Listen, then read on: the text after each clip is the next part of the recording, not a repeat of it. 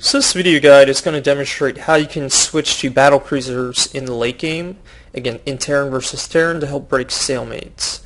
And the reason the Battlecruiser is so effective is because it's literally strong against all Terran units and all Terran unit combinations, especially when backed up by Ravens and Vikings. A lot of players think that the Viking is supposed to be the counter to the Battlecruiser, but if you actually do send these two at each other without any micro,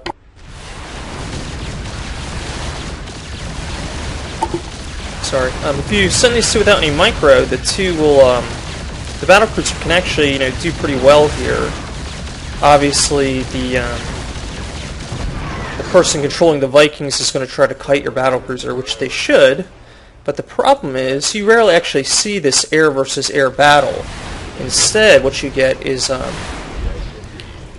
both players have a big line of siege tanks, and if the Vikings just roll out on the siege tanks backing up like this, the Battlecruiser is going to kill the tanks and you can push forward with your whole army. So I'm going to demonstrate that for you. We're going to get back.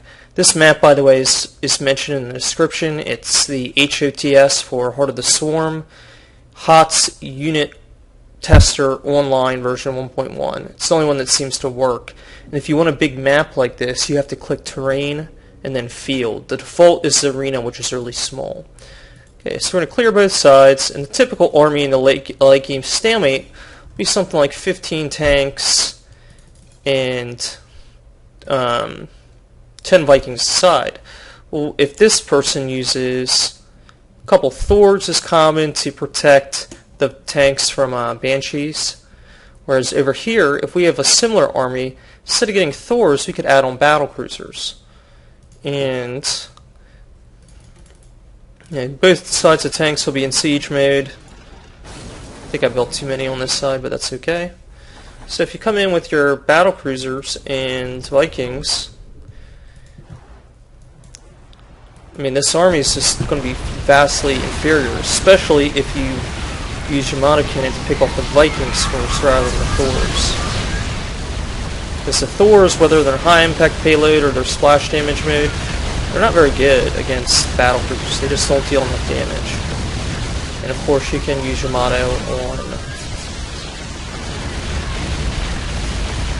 So once these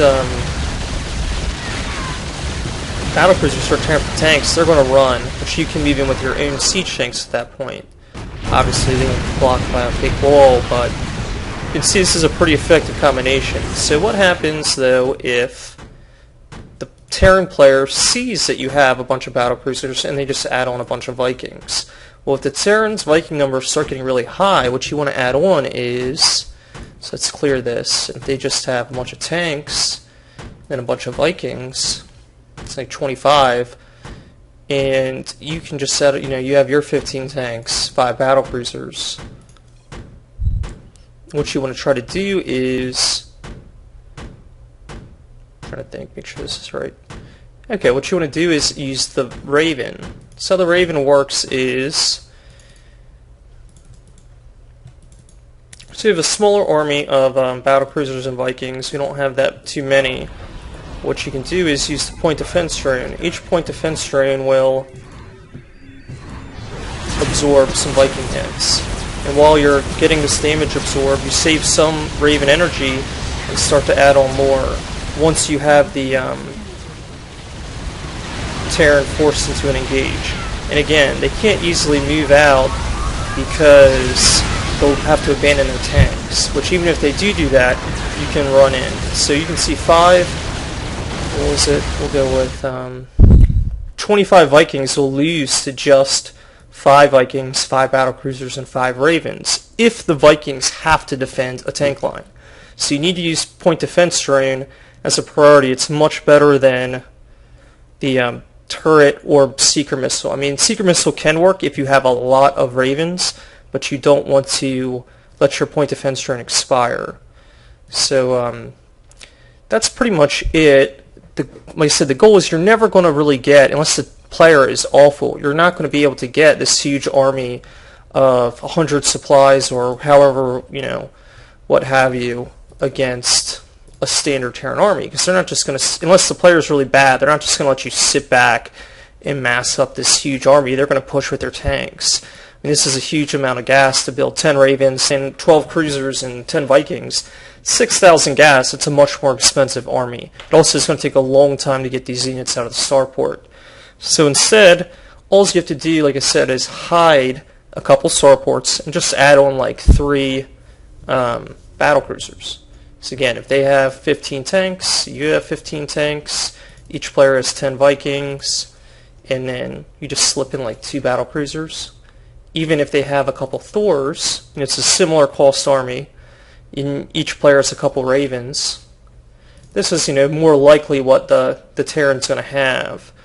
So all you need is with your couple Vikings, or with your couple battlecruisers to support your Vikings, you can use you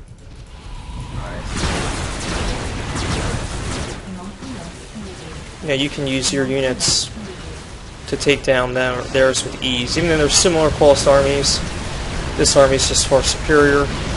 Again, you need to use your battlecruisers to try to focus down the Ravens first, because the Thors can barely touch the battlecruiser, even though there's 2 Thors left.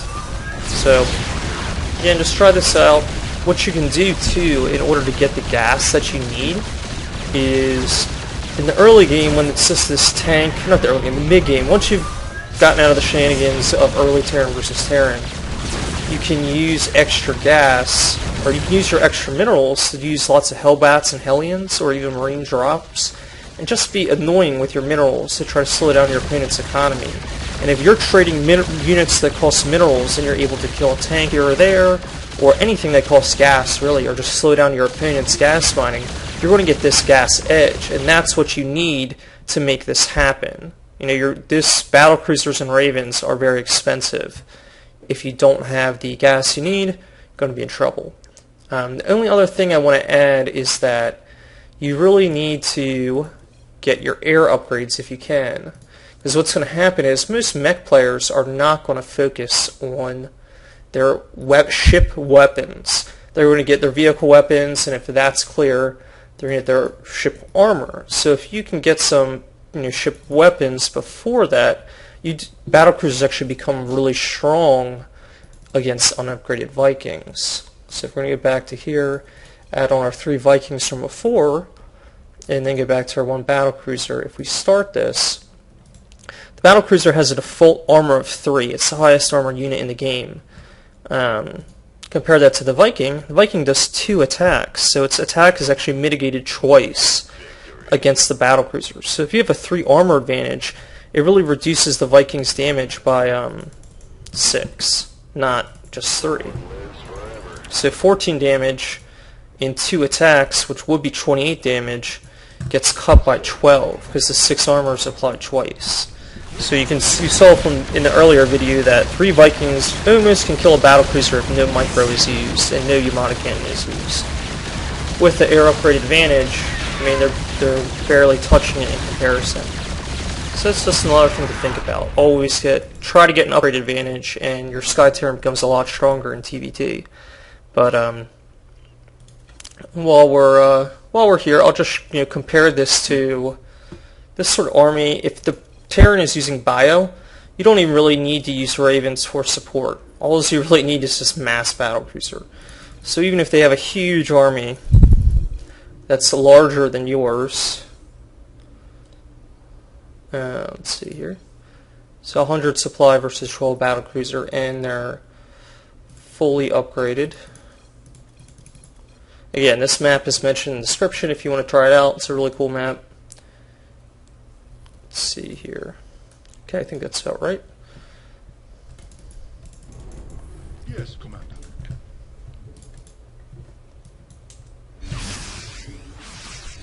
Even if you have a larger army of Marines, it's not going to be under focus firing. It's just not effective versus the battlecruiser. So, I mean, the Marines won, they get too clustered up, they just don't do well. So, I mean, it's not even close. They'll kill a couple battlecruisers, but overall, only about half. And usually, like a bio army like this is going to have things like ghosts and marauders mixed in, which are even worse. Battlecruisers also outrange widow mines, so again, no dice there. So, you're getting stuck in a late game rather than forcing to engage, consider going for just a couple battlecruisers. The key thing to remember is you don't need a full fleet, and you're probably never going to get one unless the player is just not paying attention, they're not very good, or you have a huge economic lead. Just try to get 3, and then force your way into the tank line.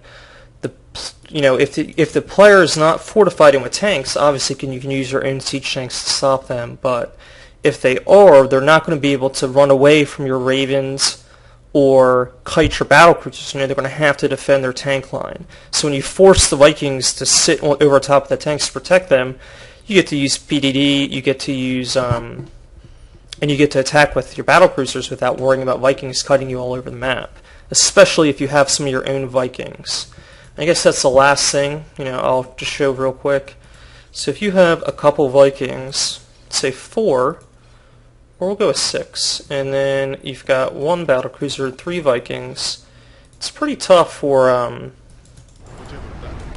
it's not very easy to kite if you're trying to focus down this battlecruiser. Because battlecruiser really takes a lot of hits. I mean, there is the upgrade disadvantage, but let's say you have your Vikings set to auto attack. If you're trying to kite this battlecruiser around, even if you don't run out of space, the Vikings are going to hit. Your best bet is to try to ditch the battlecruiser, isolate the Vikings, which is not working because the armor disadvantage, but you get the idea. The point is, if you mix a couple battlecruisers in, or Vikings in with your battlecruiser, it also is really hard to kite, and that's about it. Just try to sneak out a couple battlecruisers. It's best if it's a surprise, and then use that to break a tank line. Once the enemy pulls their tanks back from whatever expansion they're defending, you can move your tanks that you started with into their old position. That should put you in range of an expansion or key structures. Then they'll really be a force to attack you, rather than if the enemy is turtled in on like their 3rd base and not moving, you don't want to just try to bust in with your tanks and lose everything if you can help it. So that's it for this video, and subscribe for more updates and strategies.